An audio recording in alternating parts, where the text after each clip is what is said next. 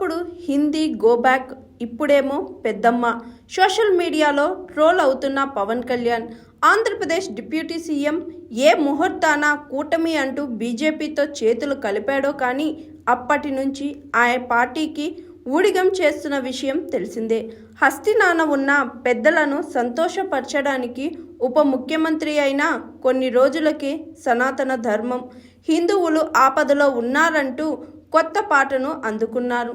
ఒకప్పుడు చెగువేరా అంటూ కమ్యూనిస్టు భావాలను నరాన ఎక్కించుకున్న పవన్ ఆ తరువాత ఎరుపు నేరిస్తే కాషాయమే అన్న సామెతను బాగా అలవాటు చేసుకొని హిందుత్వ రాజకీయాలకు దగ్గరయ్యాడు.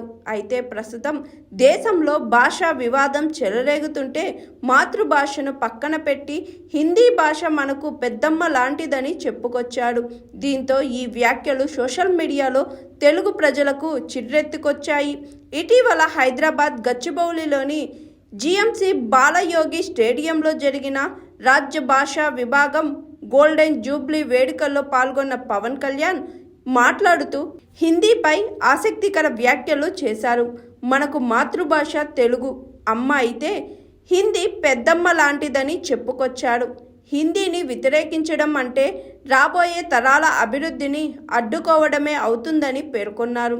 హిందీలో డబల్ అయిన 31% దక్షిణాది సినిమాలు ఆదాయం తెచ్చి పెడుతున్నాయని గుర్తు చేశారు.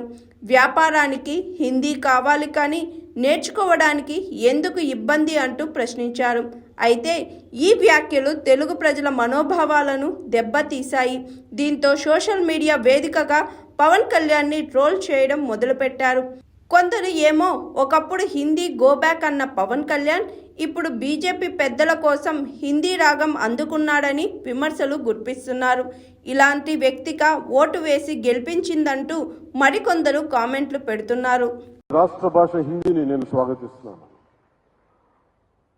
ద్రావిడ భాషలు కావచ్చు, తెలుగు, తమిళ్, కన్నడ, మలయాళం ఏ భాషలు కావచ్చు, దేశంలోని అన్ని భాషలు కావచ్చు, మన మాతృభాష మీద మన గౌరవం ఉంటుంది.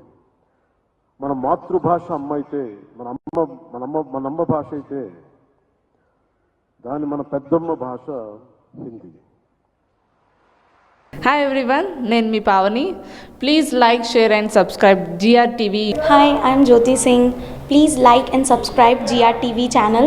అందరికీ నమస్కారం, నా పేరు Sambit. Please like and subscribe GRTV. Thank you.